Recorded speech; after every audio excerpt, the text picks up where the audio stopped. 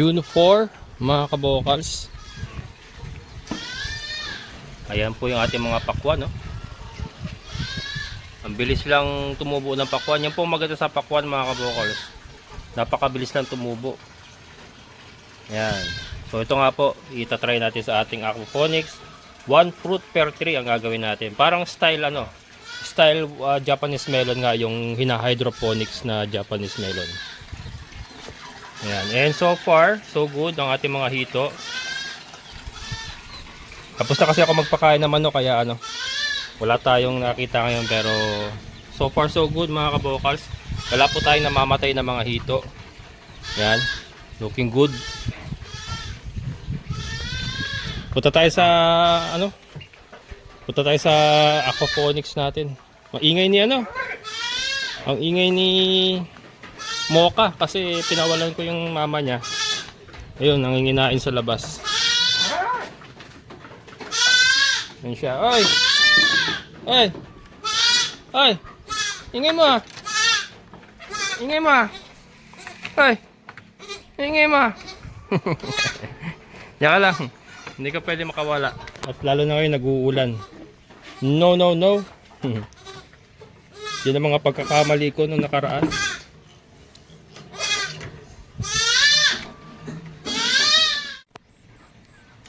Ito, ang dami rin ito. Mga sobra-sobra sa gilid. Ayan. Ganda ng bulaklak niya. Ang dami oh. Sito to. Yan, so yung mga baka-bakante na yan mga kabokals, diyan natin itatanim yung itong mga namatay na to. Yan. Diyan natin itatanim yung pakwan. Pakwan natin mga kabokals. Ito, bawasan natin.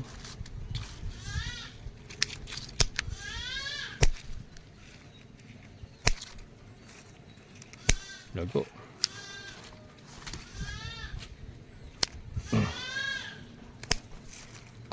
Yun, lumabas na yung kanyang main stem.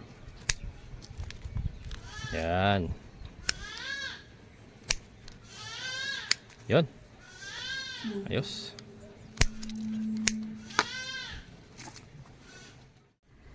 Yan, tayo sa kabila.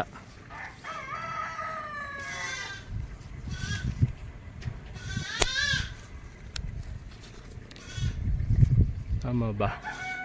Tama naman. Ayun kasi ang daming dami niya mga extra. Yan. Yan, oh. Tanggalin na rin natin to, ayan, para malinis.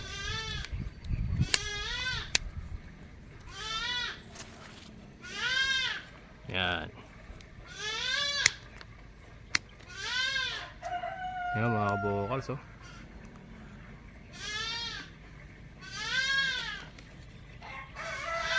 Mapayat din kasi ito mga nasa baba, payat din kaya hindi rin siguro maganda rin patuloyin talaga. Nakakapanghinayang kasi manghinayang ka, ang ganda ng tubo kaya lang kailangan daw yun para maging maganda yung pinaka main stem nya. Mga tulad nito, ayan. Mga payat to, pero maganda tubo. Pero payat, ayan. Hindi makikitaan natin mga bulaklak. Kaya lang, kailangan natin silang tanggalin.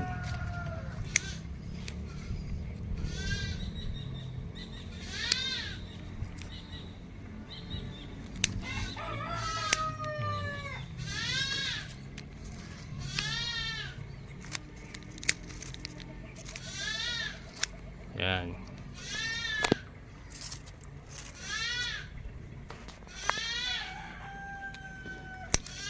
Para malinis din tignan.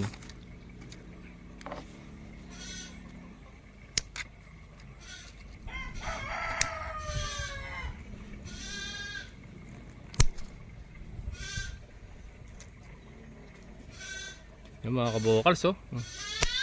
Diba? Ang ganda na ng tubo ng ating patola oh. Yan.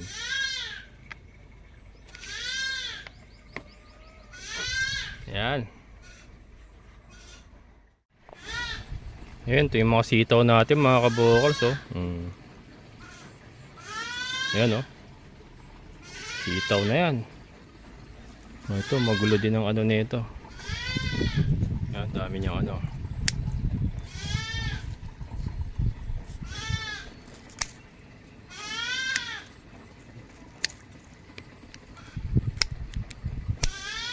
Dami kasing tumutubo dito sa ano, mga sa baba niya. Ayan. Parang nutrients niya dire-diretso sa taas. Yan mangyayari niyan. Yun. Hindi malinis din tignan. Ayan siya, oh. Oh. Yung mga bulaklak na rin yan, oh, mga kabukals, oh. Diba mo? Dito siya nagsimula, oh. Layo na nararating niya, andun na siya, oh. Ito, magulo din ang isip nito. Magulo din siya, oh. Basa natin siya. Yan.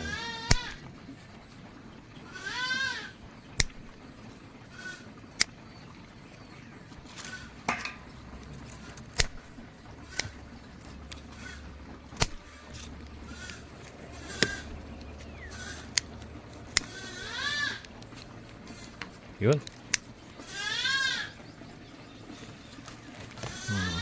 Yan, hindi malinis tignan din mga kabukals, diba? Yung ibaba. Yan. Yan.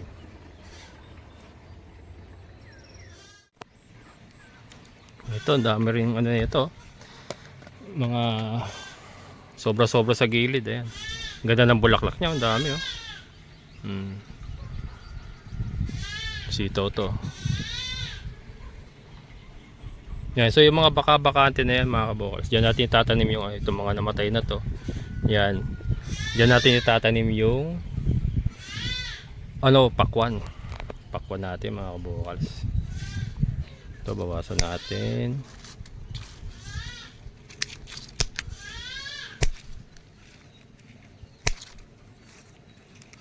Lago.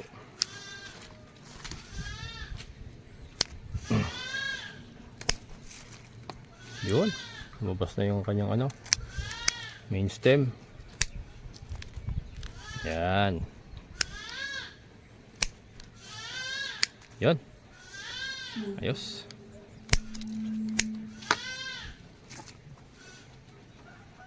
Ito rin, ganito.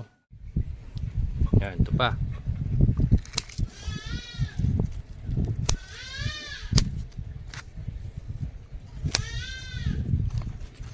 Yan, tinitiis ko talaga si ano, Mocha mga kabukals, kasi para sa kanya rin naman yan. Lalo na kayo maulan, no? Hindi siya po pwedeng lumabas. Yan. Linis, diba? Ayan, oh, mga kabukals, oh.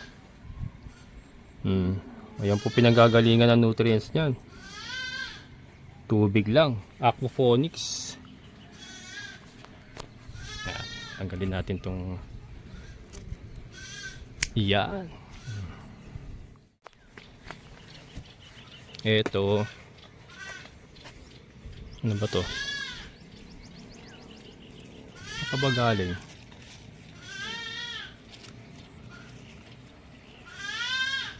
Hindi ko na alam kung saan galing ito.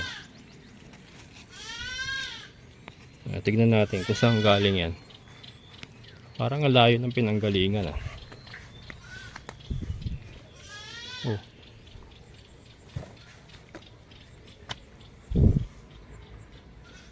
Where did you came from? Ah.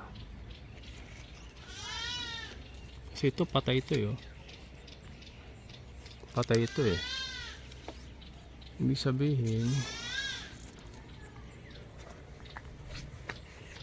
galing siya sa ano? Galing siya sa sanga din.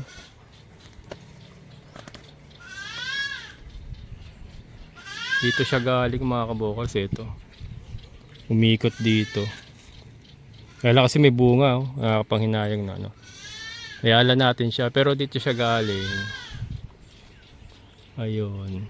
Ayun, doon. Yan, ayun pala ang puno niya mga kabukals, ayun. Layo na narating niya, oh. Ang dami palang bunga oh. Ayan oh, mga bunga mga kabukals oh. Kita nyo ba yan? Mga bunga oh. Mga bunga pala to oh. Kadami. Oh. 'Di ba? Mga next week ito, oh, mananawa na naman tayo sa patola mga kabukals. Kaya lang ito kasi kailangan natin may akit sa balag eh. Dali. Tanggalin lang natin to. Kailangan mong umakyat sa balag, hindi ganyan. Iakit ko sa balag mga kabukals para dun siya magtuloy. Akyat ka dyan, akyat. Yan. Yan. Yan. Oh, yan.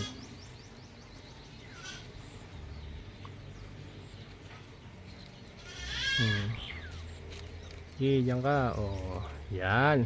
Diyan ka. Sasa ka nagsusot eh. Dito lang, ito hindi na natin matatanggal. So, may bunga kasi baka masira. Pero okay lang yan. Dito na yung dulo niya, nasa balag na. Ito, dami pa nating ano. Dami pa nating titriman. Yan. Ito yung puno niya, oh, mga kabukals. Ayun, oh. Itong isa na ito. Malayo na narating, di ba? Malayo na nagliwaliw ng gusto. Ayun yung puno niya. Ito.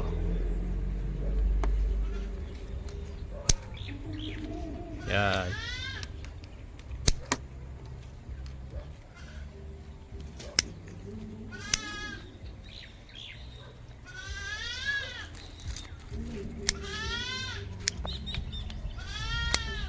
Yun. Para lahat kayo nasa balag. Hindi kayo kakalat-kalat.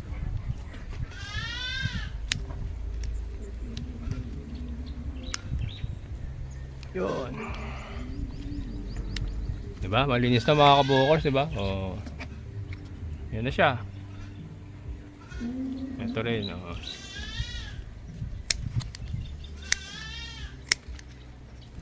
Hop. Ingat-ingat. Maraming ano, marami siya sanga. Eh yung sa baba lang ang kailangan natin putulin. Yung sa taas niyon, okay na 'yon. Sabi kasi ni Kuya Greg yung sa baba lang daw.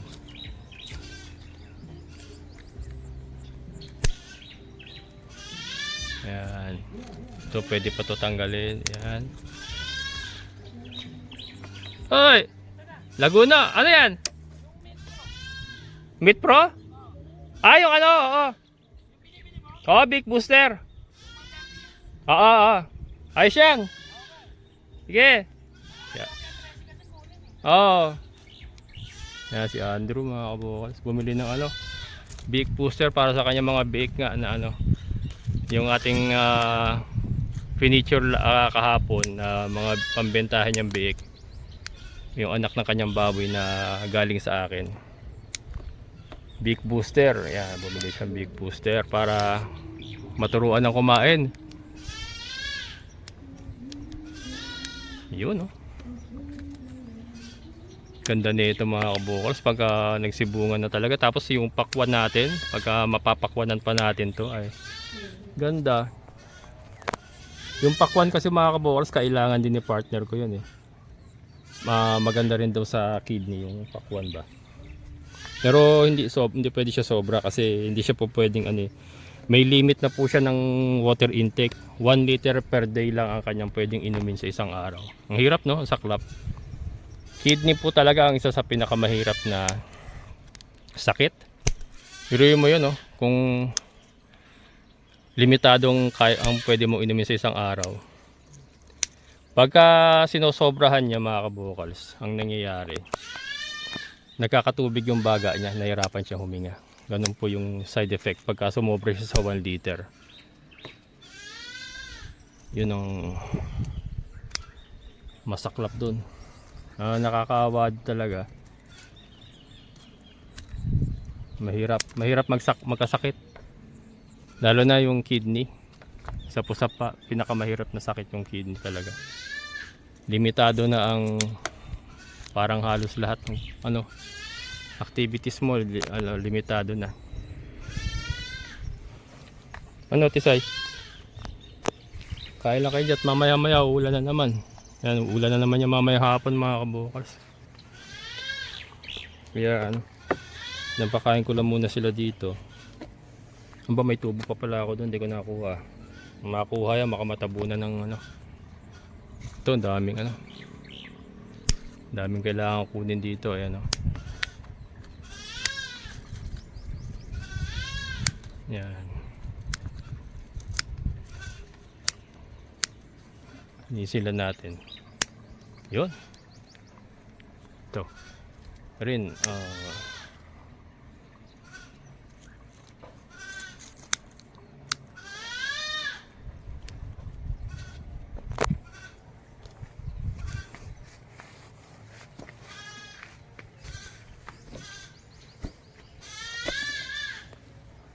ingay ni ano, ang ingay ni Mocha na kailangan natin tiisin si Mocha para sa kanyang kaligtasan. Kumakain ng fish siya mga kabokals kumakain na siya ng fish. Yan, ito pa pala na Bambi.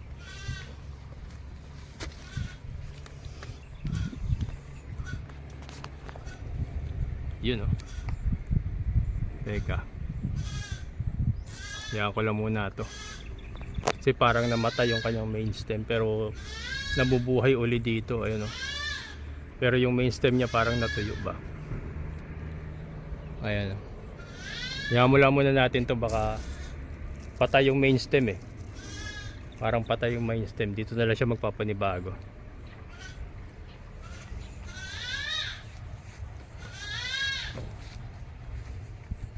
Ito.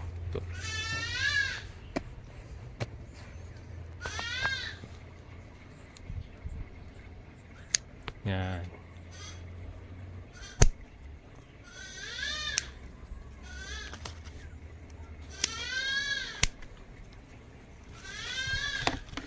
Yan.